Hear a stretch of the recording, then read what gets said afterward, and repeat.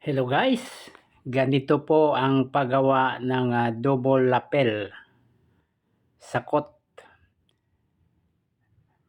Gagawa muna tayo ng pattern. Yung pattern natin dito yung pilo na mismo, pampatigas. Yun na ang pattern natin, ganyan ang itsura niya. Saka ipapasada natin yan sa lining para kumbaga may lining yan para malinis siyang tingnan.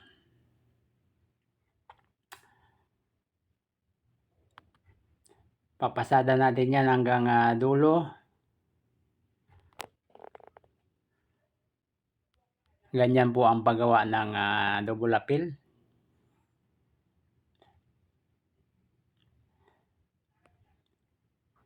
Medyo dahan-dahan lang. Hindi naman tayo nagmamadali. At pag na pasada na yan, ipapasada naman natin yan ng 1/16 sa kabila, yung sa lining mismo, para mapartida siya, para pag napasada na yan, siyempre gugupitin natin yung basura. Yung basura, alam na yan ng mga mananahi, yung sobra. Kasi kung hindi natin gugupitin yan, babakat yan mga idol.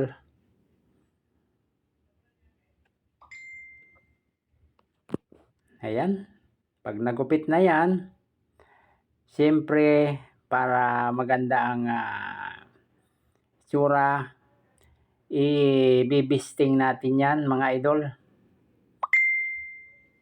Ibibisting natin yan sa kamay. Ganyan po mga idol ang pagbisting sa kamay. Medyo dahan-dahan lang kasi hindi mo yan mabibilisan talaga ng todo. Bisting tayo. Ganyan po ang proseso mga idol sa paggawa ng double lapel. Yung lalagyan natin yan mamaya mga idol, buo ng coat, mayroon ng siyaw lapel yan. Ang idodouble natin ngayon ay siyaw lapel. Pero gumagawa din tayo ng mga double lapel sa kahit anong lapel. Kahit pick lapel, pwede rin.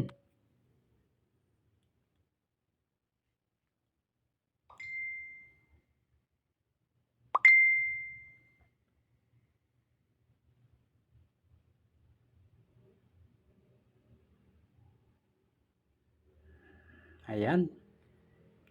Siyempre, paplansayin na natin yan yung gilid para matupi na, kasi ipapasada natin yan mga idol mamaya sa lining. Kasi kung ang iba niyan binabaliktad na lang yan.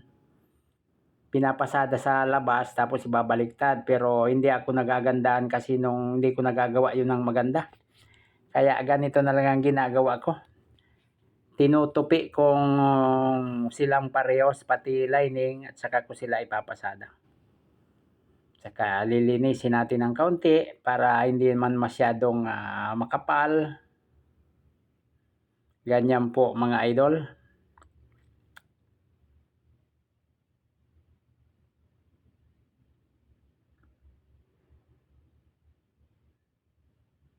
At ganun din yung lining.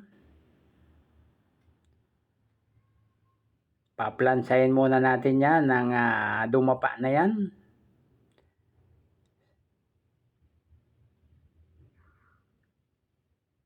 Saka natin itutupi din yung lining para pantayan na sila.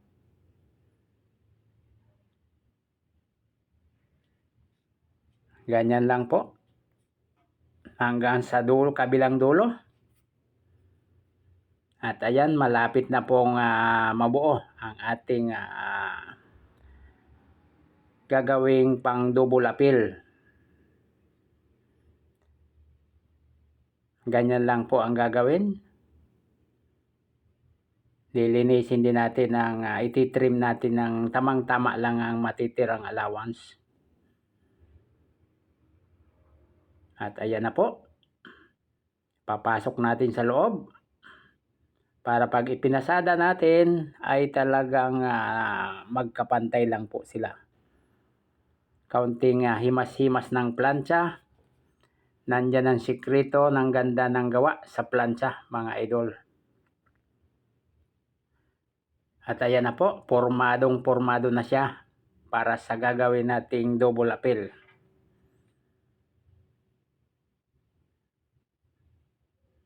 At ayan na po, ang ating double appeal, ipapasada po natin yan.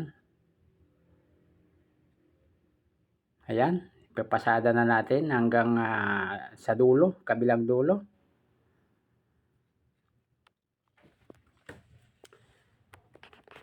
Pagkatapos niyan at ready na yan pang double appeal sa isang coat. Ayan na po. Okay na siya. At kukunin na natin yung Xiao Lapil Americana. Ayan. Wala pang double appeal yan, pero pwede mo nang suotin yan. Kaya lang naman yan gagawing double appeal para mayroong tinatawag na first look at second look. Ayan. Kasi mga idol, yung double appeal ay pwede pong tanggal-tanggal yan. Ganyan po ang purpose niyan. At ayan po.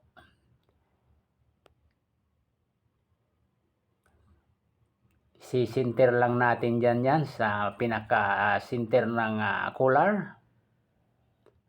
At siyempre pa, hindi naman yan ipapasada kundi ibibisting pa rin natin, mga idol.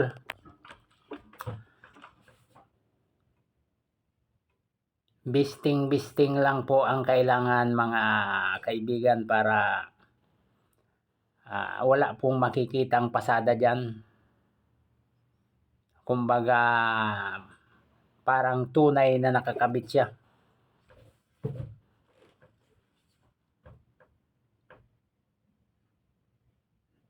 At ayan na po, simulan na natin ibisting. Kinakailangan lang, mga idol, na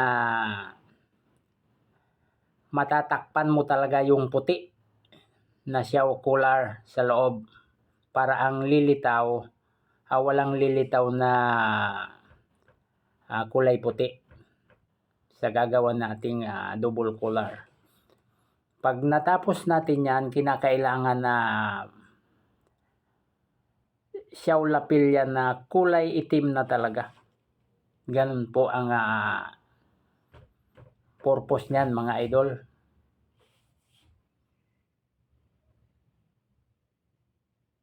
At ayan.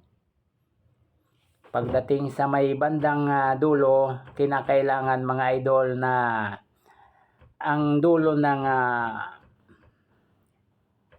itim na pang Xiao Lapil natin, pang double lapil, ay hanggang lang siya doon sa may angat lang ng kaunti sa may butonisan. Para pag lupi mo o pag bali, hindi naman siya makakaabala sa butones. Ayan. Yung sobra ay pwede na nating gupitin. Tapos siyempre pag medyo hindi yan ipapasada natin yan sa makina na masarado yan ng malinis. At pagkatapos, ayan, itutuloy na natin siya.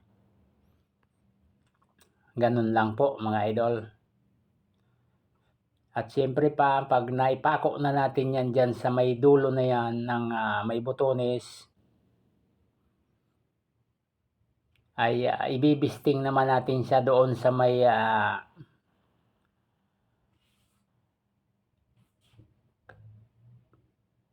sa may sa likod ng bali ay sa loob ng bali pala,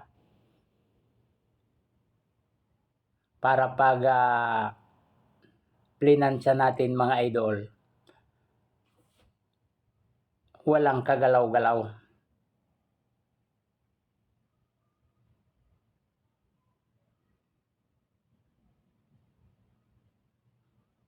Ayan, sa may likod, sa may unahan ng bali lang ng kaunti, doon tayo magbibisting para hindi siya magagalaw. At ayan na po. Ayan na, pag binali, ang lumalabas ay yun ng siyawkular na kulay itim. Yung wala pang double apple, siyawkular yan puti. Kaya pag tinanggal mo yan mga idol, yung itim, mayroon pa ring siyawkular na puti. Ganon din ang proseso doon sa bandang kabila. Kung ano yung sistema doon ng paggawa mo sa kabila, ganon din dito sa kabila. Kailangan walang lalabas na puti para pag baliktad ay talagang itim lang ang makikita.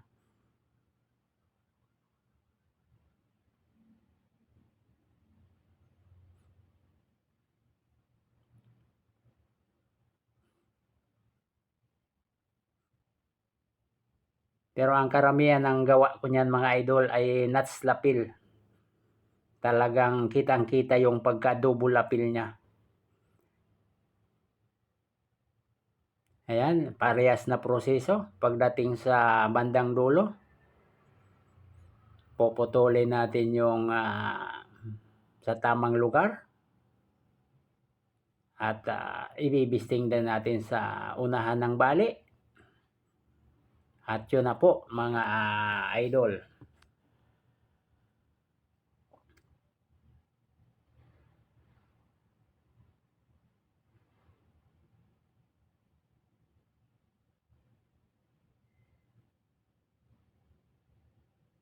Putulin at isarado sa makina. Kung kaya sa bistingin mo rin. At ayan na po. Tuloy-tuloy lang. Kaunting sipat-sipat. Pagkatapos na may pako, ganun din ang proseso. Bibisting din doon sa unahan ng bali. At ayan na po. Malapit nang matapos ang ating double lapel.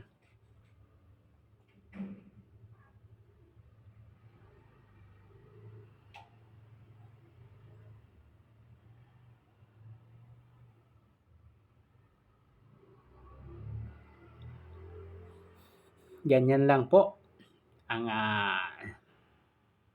diskarte niyan mga idol. Pag napako na natin yan dyan sa unahan ng bali, yan po ay atin na pong paplansahin.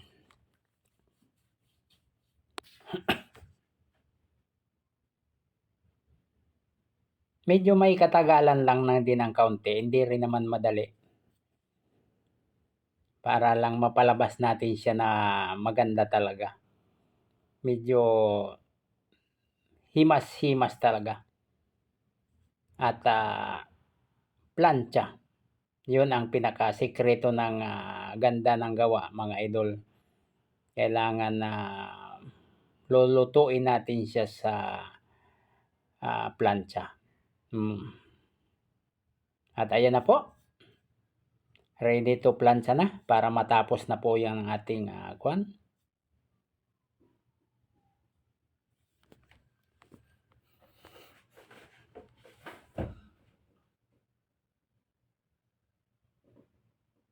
Kahit hindi pa yan nakaplancha pero parang planchado na.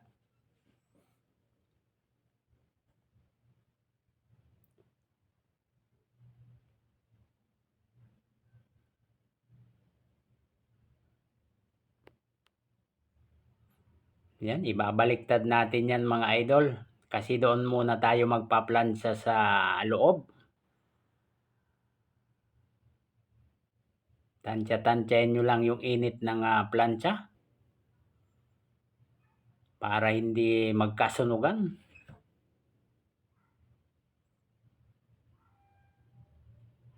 At ayan na po.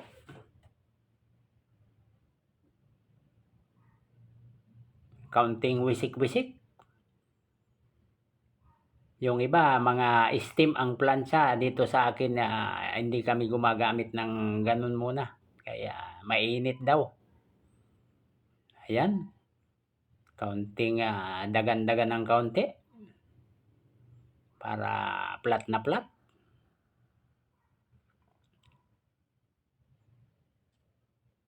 At lalagyan natin ng unan sa ilalim para alam nyo na siguro pag mga linalagyan ng unan talagang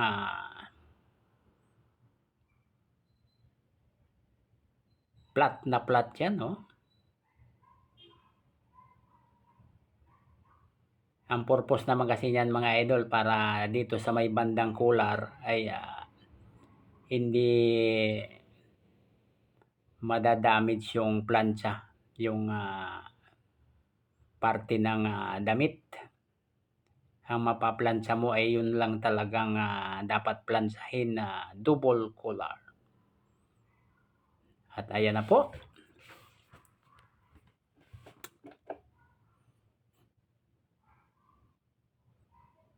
Malapit nang matapos yan mga idol.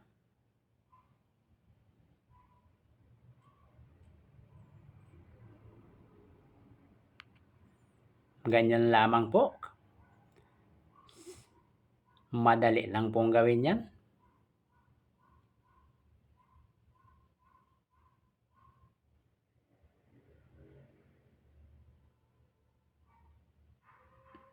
Kaunting diin-diin lang. Para flat na flat talaga siya mga idol. At ayan na po mga idol. Tapos na po yung ating double cooler. Dating puting siyaw cooler ngayon.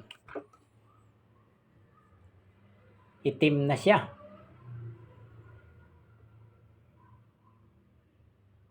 Di ba po? Pwede nyo ring plansahin yan sa ibabaw kung gusto nyo. Ganyan.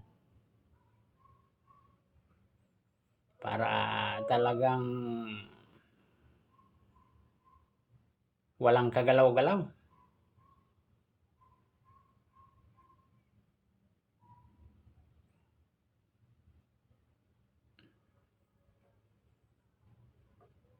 At ayan na po talagang